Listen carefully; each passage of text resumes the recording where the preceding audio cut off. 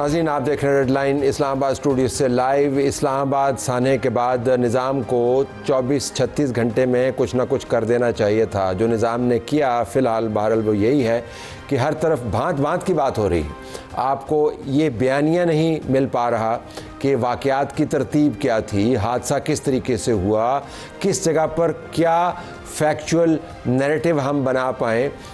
AC से बात शुरू हुई, इतना बड़ा सानिया हो गया, दरमियान में किसकी ज़िम्मेदारी क्या बनती है। कोई इस्तीफ़ा देने को तैयार नहीं है, कोई तब्दीली लाने को तैयार नहीं है, कोई तहकीक करने को तैयार नहीं है। कमेटियाँ बन रही हैं। एक कमेटी ने 48 घंटे के अंदर, जो वज़ीर-ए-आज़म साहब ने बनाई है हाई पावर्ड कमेटी, 48 घंटे के अंदर उसने रिपोर्ट देनी है। एक पिम्स हॉस्पिटल की जो मैनेजमेंट है उसने इखलाकी तौर पर दबाव के तहत इस्तीफ़ा देने से इनकार कर दिया। लेकिन इन्होंने एक और कमेटी बना दी जो सीडीए की तरफ से नैरेटिव जारी हुआ है उसको पढ़ें तो कुछ और बात है, पेरेंट्स की और बात है। जो चाइल्ड राइट्स के ऊपर काम करने वाले हैं उनका नुक्ता नज़र कुछ और है। इतना वक्त गुजरने के बावजूद हमें ये नहीं पता कि उस वार्ड के अंदर हुआ क्या है। इस तमाम मामले का अहाता करेंगे और फिर प्रोग्राम के एक हिस्से में हम ये भी जानना चाहेंगे कि बच्चों के वालिदैन का किधर गए। सबको इंसाफ की तलाश है, लेकिन अगर किसी एक सिविल सोसाइटी के बाद किसी एक सेक्शन का हक बनता है या डिमांड बनती है, बच्चों के वालिदैन हैं। लेकिन बच्चों के वालिदैन हैरत अंगेज़ तौर पर गायब हैं। हमने आज इनको अपने प्रोग्राम में दावत दी, पहले उन्होंने कमिट किया और उसके बाद उन्होंने कहा जी कि हमने तदफीन कर दी है और अब हम जा रहे हैं। तो हम रिपोर्टर से पूछेंगे कि बच्चों के वालिदैन किधर गए। लेकिन पहले ज़रा ये जो हर तरफ खामोशी है या कन्फ्यूजन है इसका अहाता कर लेते हैं। हमारे पास स्टूडियोज़ में मौजूद हैं रुकन कौमी असम्बली नून लीग की तरफ से समर हारून बिलोर साहबा जी, आपका बहुत शुक्रिया, आपने हमें ज्वाइन किया। डॉक्टर शाजिया सोबिया रुकन कौमी असम्बली पीपल्स पार्टी की तरफ से और रुकन है कौमी असम्बली कायम कमेटी बराए सेहत, जिन्होंने आज इस हॉस्पिटल का दौरा किया और उनके पास यकीनन मालूमात भी होंगी, खुद एक्सपर्ट्स भी हैं। आपका बहुत शुक्रिया जी, आपने हमें ज्वाइन किया। उनके बराबर में डॉक्टर अमजद अली खान साहब मौजूद हैं जो रुकन कौमी असम्बली कायम कमेटी बराए सेहत तहरीक इंसाफ को रिप्रजेंट करते हैं और ज़ाहिर है इनका एक अपना पर्सपेक्टिव होगा। और उनके बराबर में सैयद इश्तियाक गिलानी साहब हैं जो चेयरमैन चाइल्ड राइट्स मूवमेंट के, बच्चों के हकूक़ के ऊपर काम करते हैं। पाकिस्तान भर में इनकी तंजीम मौजूद है। आज इन्होंने वहाँ पर एहतजाज भी किया और पिम्स में होने वाले तसलसल के साथ जो वाक़यात हैं उनके ऊपर ये एहतजाज करते आए हैं, जिसके अंदर बच्चों के राइट्स की वायलेशन हुई, जिनके अंदर बदतरीन किस्म की आपको बदनज़मी नज़र आई। आपका भी बहुत शुक्रिया जी। स्टार्टिंग विद यू, अगर मैं डॉक्टर शाजिया आपसे पूछ पाऊँ, सो यू वेंट देयर, तो आपके फाइंडिंग्स क्या हैं कि वहाँ पे क्या हुआ? बहुत शुक्रिया तलत साहब। जब हम लोग वहाँ पहुँचे हैं तो हम खुद कंफ्यूज हो गए, क्योंकि जो हालात हमने देखे हैं मैं नहीं समझती कि मैं बयान कर सकती हूँ। वो जो हालात थे दिल खराश हालात थे, और जो नर्सरी के हमने फुटेजेस देखे और सामने देखे तो मैं उसको बयान नहीं कर सकती। बिल्कुल ब्लैक लगा हुआ था वहाँ पे, बिल्कुल काला काला हो रहा था। और दूसरी बात जो हमें सबसे ज़्यादा शॉकिंग लगी कि जो ईडी साहब की स्टेटमेंट थी, जो हेड ऑफ डिपार्टमेंट गायनी की स्टेटमेंट थी, जो on duty doctor and staff की स्टेटमेंट थी, टोटली डिफरेंट। तीनों बयानात एक हॉस्पिटल और तीनों में तजाद, सबकी स्टेटमेंट डिफरेंट थी। जब हमने उनसे पूछा कि यहाँ पे इमरजेंसी के मॉक होते हैं तो क्या आपने मॉक एक्सरसाइजेस करवाई हैं, तो अकॉर्डिंग टू ईडी साहब के हमने फरवरी में करवाई हैं। जब हमने यही क्वेश्चन स्टाफ से एंड डॉक्टर से पूछा तो उन्होंने कहा कि हमें तो पता ही नहीं है कि ऐसी कोई एक्सरसाइज होती भी है यहाँ पे। तो ये देखें कि, और उसके अलावा जब हमने हेड ऑफ डिपार्टमेंट गायनी से पूछा तो उन्होंने कहा कि जी वो एसी से स्पार्क हुआ है और शॉर्ट सर्किट की वजह से आग लगी है। ईडी साहब ने कहा कि जी वो सिलेंडर की वजह से हुआ है, जबकि सिलेंडर वहाँ पे मौजूद। स्टाफ के बारे में कोई आपने पूछा कि स्टाफ कहाँ पर मौजूद था? चलिए टेक्निकल चीज़ों को छोड़े हैं, बंदा बंदे को बचाता है, तो वो लोग किधर से पूछा आपने? हमने पूछा था। अब अकॉर्डिंग टू स्टाफ वो कह रहे हैं कि हम वहाँ पे मौजूद थे, हमने एक बच्चे को निकाला है, बाकी बच्चों के जान बचाने के लिए जैसे ही हम एंटर हुए आग फैल चुकी थी। विद इन फ्यू सेकेंड्स आग फैल गई है। और उनका ये स्टेटमेंट भी था कि जी सामने ही एक कैंगरू वार्ड है जिसमें मदर होती हैं विद बेबीज़, तो वो अपने बच्चों को छोड़ के चली गई और बच्चों को हमने रेस्क्यू किया। जबकि दूसरे डॉक्टर ने जो उस वक्त उस वार्ड में मौजूद थी और वो विजिट कर रही थी पेशेंट्स के पास जाके, उन्होंने कहा कि मदर्स अपने बच्चे साथ लेके गई हैं। तो बुनियादी तौर पर आप विजिट भी आपने किया, आप कायमा कमेटी को रिप्रेजेंट भी कर रही हैं, तो आप पर कोई चीज़ वाज़ेह नहीं हुई योर बिल्कुल भी नहीं। ऐसे ही है? ये my take is totally different. बताइए। वैसे तो को मेरे ख्याल में हम बहुत ज़्यादा रिएक्टिव हो गए हैं, हम प्रोएक्टिव है नहीं। डॉक्टर साहब मेरे साथ एक कमेटी में थी, आज से 1 साल पहले हमने एक report regarding Islamabad health regulatory authority submit कराई, और जितनी भी ये नुक्ते थे ये हमने तकरीबन 1 साल पहले उनको बता दिए थे। इस हॉस्पिटल से मुतालिक? इस हॉस्पिटल नहीं, सारे इस्लामाबाद के, सारे इस्लामाबाद, इंक्लूडिंग दिस हॉस्पिटल। ठीक है। लेकिन अनफॉर्चुनेटली 1 साल गुजर गया, गुजरने के बावजूद भी वो रिपोर्ट आज तक ले नहीं हो सकी, क्योंकि बहुत ज़्यादा प्रेशर था। प्रेशर कहाँ से था? जब हम कमेटी कंडक्ट कर रहे थे, उनको भी पता है, मुझे भी पता है कि कितना प्रेशर हम पे था कि इस्लामाबाद हेल्थ रेगुलेटरी अथॉरिटी को। अच्छा, ये लाइव शो है और मैं आपको मेरी बात सुनिए, ये सेंसर्ड नहीं है।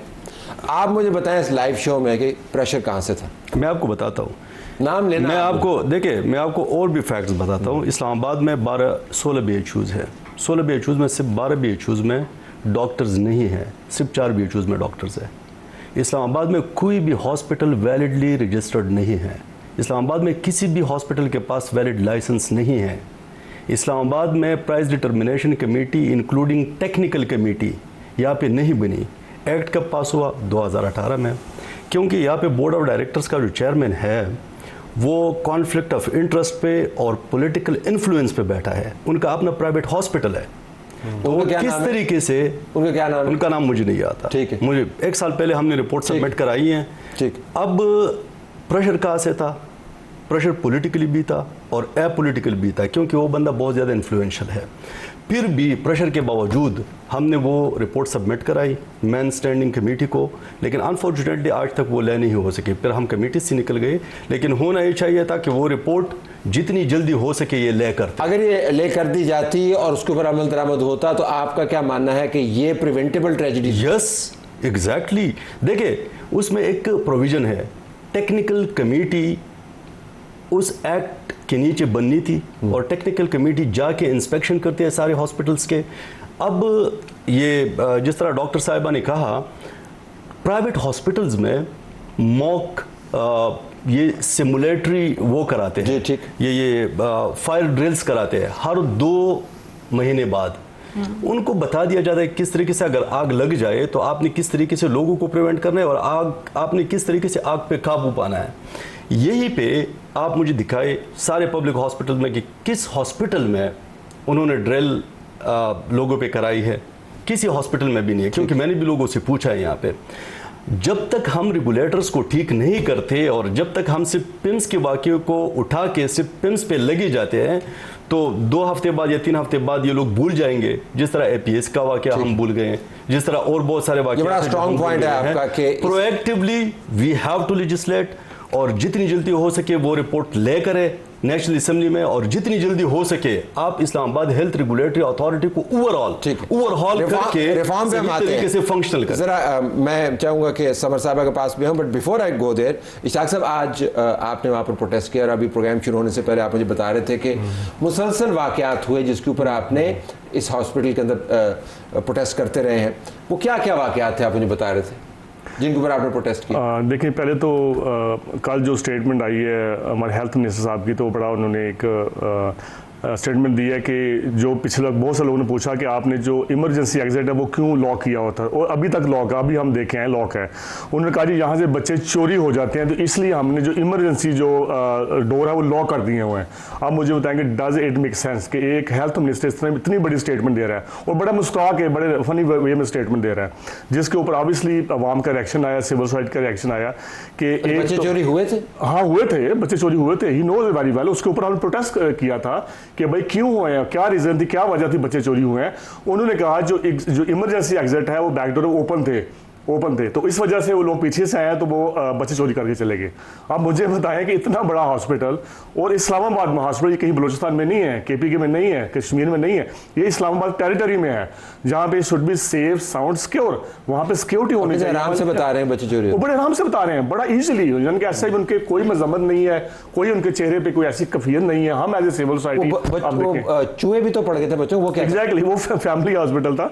वहाँ पे भी क्या हुआ कि असल बात हम बार बार करते हैं, नेग्लिजेंसी की, कि आप जब लापरवाही करते हैं तो बच्चों को अनअटेंडेड, अच्छा देखिए ये बड़ा इंसेंटिव केयर यूनिट होता है, बड़ा निगहदाश्त बच्चों का होता है कि यहाँ पे 24 आवर डॉक्टर ने बैठना है along with paramedic staff, along with the nurse, क्योंकि उनको आप एक सेकंड के लिए अपने अकेले नहीं छोड़ सकते। Eyes on them all the time. ठीक, तो उसमें क्या हुआ कि उसमें जो होली फैमिली में है उन्होंने तो अनअटेंडेड बच्चों को छोड़ा, तो बच्चे आके चूहे आके उनकी उंगलियां खा गए। बाद जब उन्होंने हैंड ओवर किया, पेरेंट को पता चला कि बच्चों की उंगलियां खाई हैं, कैसे किया, जब वो इन्वेस्टिगेट किया तो पता चला चूहे खाया। अब मुझे बताएं खुदारा, अब इस्लामाबाद में इस तरह का हॉस्पिटल इस तरह की चीजें हो रही हैं, चूहे खा रहे हैं, बच्चे चोरी किए जा रहे हैं, और आप कल का वाक़या देखें कि 14 बच्चे जुलूस के उनकी शहादत हुई है। अच्छा, let me go to government now. मैं ज़रा आपको पॉइंट ऑफ व्यू जानना चाहूँगा, ये क्यों हो रहा है? क्या हमारे पास वक्त नहीं है, हमारी तरजीहात नहीं है, हमें नज़र नहीं आता? रिपोर्ट्स मौजूद हैं, सिविल सोसाइटी एहतजाज कर रही है, कायमा कमेटी ने इसको टेकअप किया हुआ है। आपके ख्याल में क्या चीज़ है जो रोकती है बुनियादी काम करने से? देखिए तलत, आपने मुझे यहाँ पे एज गवर्नमेंट रिप्रेजेंटेटिव बुलाया, लेकिन I would like to be a mother today. और मेरे अपना बेटा जब 10 दिनों का था तो 10 दिन के लिए my first born was admitted in PIMS and मतलब they saved his life। लेकिन मैं तो कल इतने ट्रॉमा में थी क्योंकि I have seen my own share of झुलसी हुई bodies come to my own house। It's a something you can never overcome। वो जो ट्रॉमा, और फिर मैं सोच रही थी कि आज 14 घरों में वो क़यामत आई होगी, माओ ने कैसे रिएक्ट किया होगा, इतने इतने बच्चों की लाशें और मुझे बहुत एज अ मदर बहुत दुख हुआ कि कोई अस्पताल का अमला ना था, ना किसी ने एफर्ट की बच्चों को बचाने की। इतना तो आई थिंक कोई जानवर भी जल रहा होता तो आपका एक ह्यूमन इंस्टिंक्ट होता है कि हाथ डाल के उसको बचा दे। नोबडी फ्रॉम द अमला, we don't know how many were present and not present। Nobody was scratched, nobody was burnt, nobody was treated for even a slight minor burn। नजर आया कि आप गए और आपने उन्होंने कोशिश की। बाकी अब अगर उन बच्चों में we understand that it was full of cylinders and the place blew up very fast, लेकिन इनकी तरफ से क्या वो था। और फिर जो हॉस्पिटल की वो थी, देखिए इसमें कुछ बातों पे हमें पॉलिटिक्स नहीं करनी चाहिए। डॉक्टर अमजद साहब यहाँ पे बैठे हुए, उनको याद होगा एक ज़माने में कोरोना के टाइम में KTH में एक वाक़या हुआ था, Khyber teaching hospital Peshawar, where oxygen cylinders ran out and 7 people gasped to death in the provincial capital. एक हू-हा बना 4-5 दिन and we all moved on। Yes। The politicians become the whipping dogs। I'm not मैं उनको सफा नहीं करी हेल्थ मिनिस्टर को। आजकल ये महीना जो है वंडर बॉयज के लिए जरा भारी महीना रहा है, पहले एक के लिए फिर दूसरे के लिए। So it's not a good time to be a wonder boy, but देखिए there are many people involved in this hospital who have not done their duty, whose names are not known to the public, किसी के पास इतनी जरूरत नहीं, किसी के पास इतनी जरूरत नहीं है कि वो कहे कि जी मेरी जिम्मेदारी तो नहीं बनती थी, लेकिन मैं एक्सेप्ट इन द असेंबली हम इस इशू पे सारे इकट्ठे हो जाए, डॉक्टर साहब की पार्टी इकट्ठी हो जाए, इनकी पार्टी इकट्ठी हो जाए, हम उन बच्चों के लिए इकट्ठे हो जाए और हम वो प्रेशर डालें, हम भी अपनी गवर्नमेंट पे वो प्रेशर डालें। कोर फाइंडिंग डॉक्टर साहब आज क्या है? आप वहाँ पे विजिट तो सिर्फ नहीं करनी होगी, ज़रा आपने रिपोर्ट मुरतब करनी होगी।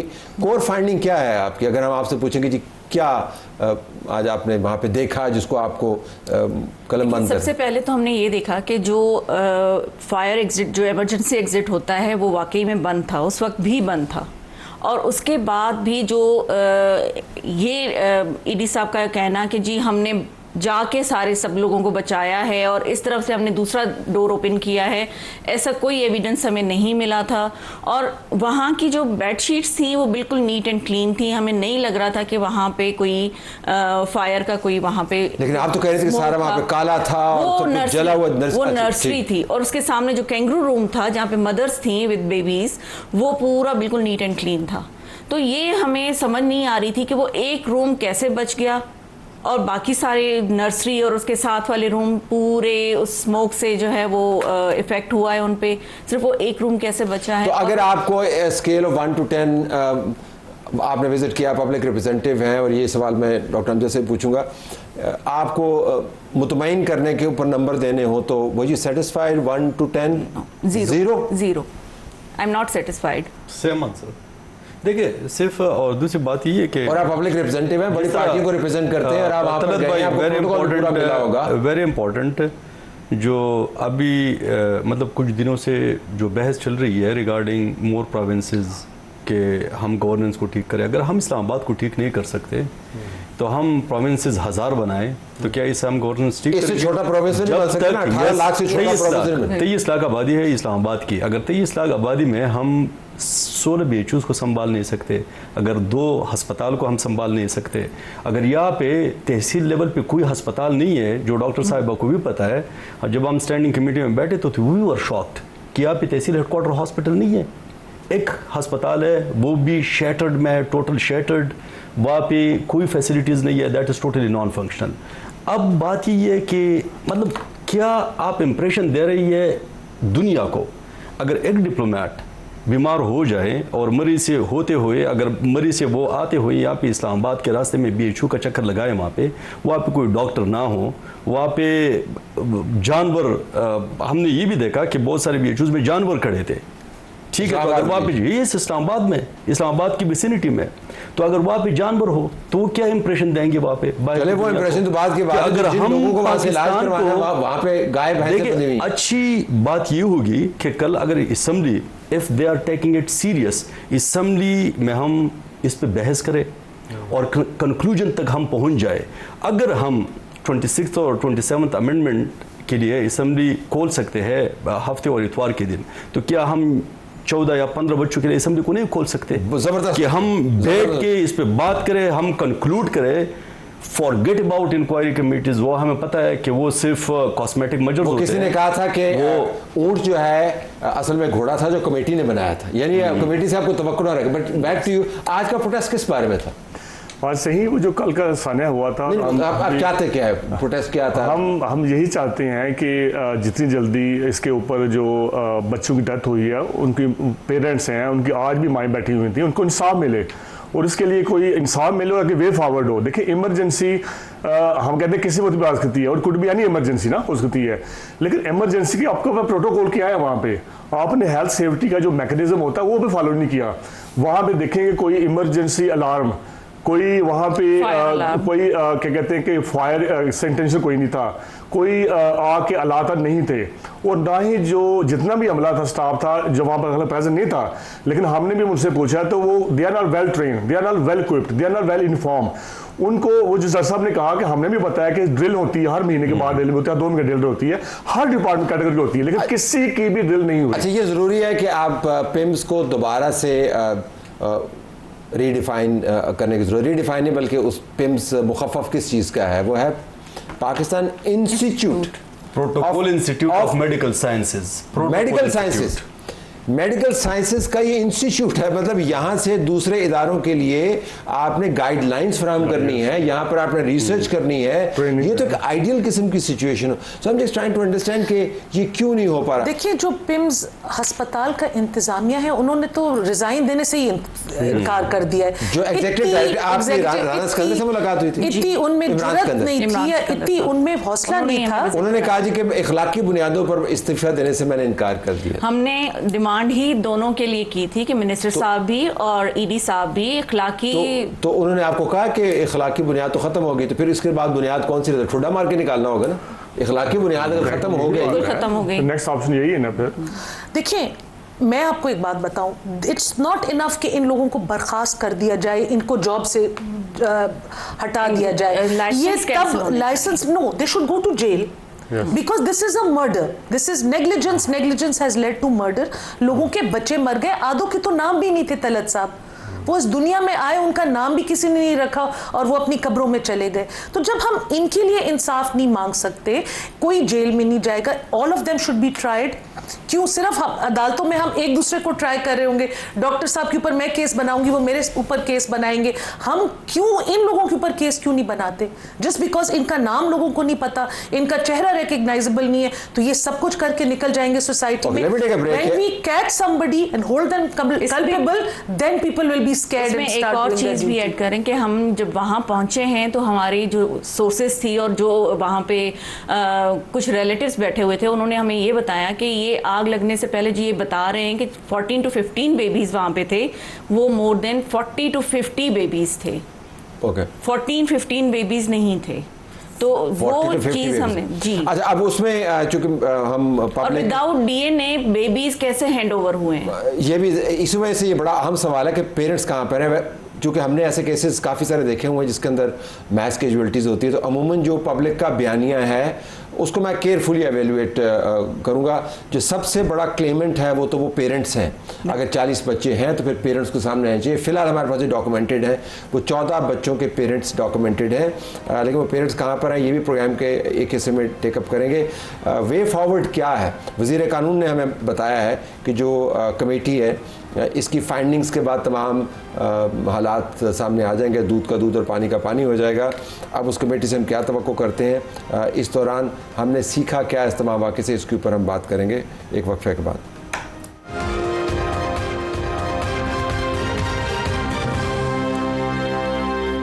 इस्लामाबाद पिम्स हॉस्पिटल का बड़ा सानहा दुनिया भर में ख़बर बन रही है। हमारे पास एक्सपर्ट्स मौजूद हैं, लोगों के नुमाइंदगान बैठे हैं, सिविल सोसाइटी के रिप्रेजेंटेटिव्स बैठे हैं। इस सेगमेंट में हम ज़रा एक क्विक फायर असेसमेंट करना चाह रहे हैं कि हमने सीखा क्या, क्या होना चाहिए अगले 24 घंटे में। डॉक्टर साहब, अगर मैं आपसे शुरू करूँ, क्या होना चाहिए, आपकी क्या तवक्कुआत हैं, या क्या आपके ख्याल में ये काम हो तो फिर कोई थोड़ी सी तसल्ली होगी? और टेक मैं तो ये समझती हूँ कि सबसे पहले हमें सोर्स ऑफ इंसिडेंट हमें पता चलना चाहिए कि वो कहाँ से आग लगी और इतनी जल्दी वो कैसे फैल गई और बच्चों को इफेक्ट, हकायक बुनियादी आपको वो सबसे पहले तो वो पता चलना चाहिए। और दूसरी बात मैं यही कहना चाहूँगी कि जो इनकॉम्पिटेंट हमारे ईडी साहब हैं और हमारे मिनिस्टर साहब हैं उनको वॉलंटियरली रिज़ाइन करना चाहिए, क्योंकि अगर आप इतनी बड़ी इंसिडेंट को भी रिस्पॉन्सिबिलिटी के साथ ओन नहीं कर रहे हैं तो मेरे ख्याल में आप बैकफुट। सो रेजिग्नेशंस इखलाकी या इंतजामी जिम्मेदारी की बुनियाद के ऊपर, और उसके बाद हकायक कि हुआ वहाँ पर क्या। बिल्कुल, ये क्लियर पिक्चर आएगी तभी हम आगे कुछ कर सकते हैं। अगले 24 घंटे में आपका एजेंडा इस हवाले से क्या है, क्या होना चाहिए? फैक्ट फाइंडिंग जो कमेटी है, उस कमेटी की जितने फाइंडिंग्स आ जाए उन सारे फाइंडिंग्स को सही तरीके से इम्प्लीमेंट करे, ताकि लोग को पता चले कि रिज़ल्ट ओरिएंटेड हुकूमत का अप्रोच हो। ठीक है, लेकिन आपको ये एतमाद है कि फैक्ट्स फाइंड हो जाएंगे? क्योंकि एक ख्याल ये भी है कि बावजूद इसके कि टेक्निकल लोग उसमें मौजूद हैं, ये उसी निज़ाम का हिस्सा है। आपने इसके अंदर किसी जज को नहीं लगाया, कोई सिविल सोसाइटी के रिप्रेजेंटेटिव्स नहीं बैठे हुए, कोई इंडिपेंडेंट ऑडिटर्स नहीं बैठे हुए, तो आपको उम्मीद है, इसका मतलब है कि ये ठीक होगी? अगर है तो अच्छी बात है। खुदा करे कि बच्चों की अमवात पे अगर फिर भी इन लोगों में मेरे ख्याल में वो सेंस नहीं आता तो ये तो बहुत फिर हम बेहिस कौम बन चुके हैं। यो टेक क्या अगले 24 घंटे में? देखिए Talat, as a civil society तो हम वो कमेटी पर ट्रस्ट नहीं करते। हमें पहले ही पता है, आइडिया है कि उसकी फैक्ट फाइंडिंग रिपोर्ट क्या आने वाली है, क्योंकि यही कमेटी 20 दफ़ा बनी है और यही लोग बार बार रिपीट हुए हैं। और जितनी भी कमेटी में ये लोग थे पहले भी किसी को सज़ा नहीं हुई, तो हम एक्सपेक्ट कर रहे हैं कि ऐसा कुछ भी नहीं होना। हाँ, इमरजेंसी होगी। एक नेक्स्ट आप प्रिवेंशन मेथड आपके क्या हैं, जो हम बार बार कह रहे हैं कि जो जितने भी अमला है उसको ट्रेन करें, उसको उसकी ड्रिलिंग करें हर महीने। लॉन्ग टर्म हो गया ना। मैं सिर्फ ये चाह रहा हूँ कि 24 घंटे के अंदर क्या ऐसा हो कि कुछ थोड़ा सा एतमाद आए इस निज़ाम के हवाले से, कि बावजूद इसके कि इसने आगाज़ तो इंतहाई अजीब गरीब तरीके से किया, लेकिन 24 घंटे में वो क्या हो सकता है? आपका एहतजाज तो वो देखा, हम कह रहे हैं कि फ़ौरन जो हेल्थ मिनिस्टर रिज़ाइन करें, सेक्रेटरी को तो उन्होंने ज़बरदस्ती पुश किया। असल जो मेन रिस्पॉन्सिबल पर्सन है वो ईडी है। ईडी जो एग्जीक्यूटिव डायरेक्टर है पिम का, he is the most responsible person. आप देखेंगे 3 दफ़ा रिपोर्ट हुआ है कि वो स्पार्क कर रहा है, इसी स्पार्क कर रहा है, उसके ऊपर एक्शन नहीं लिया गया। नेग्लिजेंसी है ना, लापरवाही है कि नहीं हुआ। अब वो स्पार्क किया, उसकी वजह से वो आगे वो सारा सिस्टम चला है कि वो आग लगी है। अब यहाँ पे वही बात है कि यहाँ पे कोई इमरजेंसी अलार्म नहीं था, कोई वहाँ पे स्मोक डिटेक्टर नहीं था, कोई आग बुझाने वाले हालात में मौजूद ही नहीं थे, जो अमला था ही नहीं वहीं पे। जो कह रहे हैं, जो ईडी कितना गलत बयान दे रहा है, इसमें तो सबकी राय बड़ी क्लियर है कि वहाँ पे कोई अमला नहीं था। वहाँ पे जो एक फुफो थी, इसने भाग के अपने बच्चों को बचाया।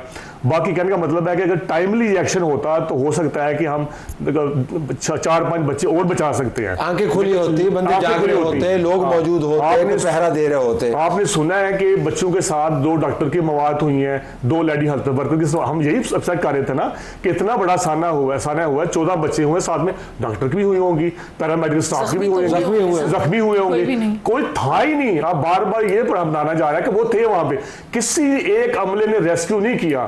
भाई अपनी मदद आपके तहत जो माएँ थी बेचारी वो भागी अंदर से, जो बाप वहां थे, जो फैमिली लोग थे वो अंदर घुसे जाके, उन्होंने अपने लोगों को रेस्क्यू किया। ठीक, देखिए जी, मैं होप करती हूँ फैक्ट फाइंडिंग कमेटी हमें एक पाथ बताएगी कि ये इंसिडेंट कैसे हुआ, दैट्स द मेन थिंग। और उस बेसिस पे मैं ये एक्सपेक्ट करती हूँ, पहले एक माँ की उससे, फिर PMLN की एक रुकन की उससे, कि मियाँ Mohammad Shahbaz Sharif will make heads roll, starting from the chowkidar जिन्होंने गेट इमरजेंसी का ब्लॉक किया हुआ था and all the way up. इसमें एक बंदे की नेग्लिजेंस नहीं है, इंस्टीट्यूशनल नेग्लिजेंस है। नर्सें नहीं थी, डॉक्टर नहीं थे, फायर अलार्म काम नहीं कर रहा था, स्प्रिंकलर नहीं लगा हुआ था, AC काम नहीं कर रहा था। इस इतने बड़े अस्पताल का कोई इलेक्ट्रिशियन भी होगा, कोई MD भी, हेड शुड रोल। और prime minister should take the initiative. Prime minister should take the initiative and he should show that he wants to make a difference. फिलहाल तो प्राइम मिनिस्टर की तरफ से जाँ बाहक होने वाले नौमौलूद बच्चों के लवाहिकीन के लिए फी कस 50 लाख रुपए का मुआवजे का ऐलान कर दिया। हमें पता नहीं है कि क्या हुआ है, लेकिन मुआवजा हमने दे दिया, जो एक और ही ट्रेजेडी है कि आप बिल्कुल मुआवजा दें, लेकिन उससे पहले इंसाफ तो दें, हकायक तो बताएं। तो ये मुआवजे के ऊपर छलांग लगाने का जो अमल है, हमें तो उसके ऊपर भी एतराज़ है, लेकिन मैं आपको बता दूँ कि अभी तक जो बात हुई है वो ये हुई है। आपने पैनल्स की बात सुनी नाज़रीन, ये तमाम कौम की आवाज़ है जिस वक्त हम आपको सुनवा रहे हैं, लेकिन हमें वालिदैन की आवाज़ सुनाई नहीं दे रही। हमने उनको लाइन अप किया था, वो हॉस्पिटल से चले गए। अमूमन ऐसे मौके के ऊपर वालिदैन सबसे बढ़कर इंसाफ के तलबगार होते हैं। ये कौन से वालिदैन हैं जो मौका होने के बावजूद बात नहीं कर रहे? क्या हो रहा है, रिपोर्टर से बात करेंगे ब्रेक के बाद।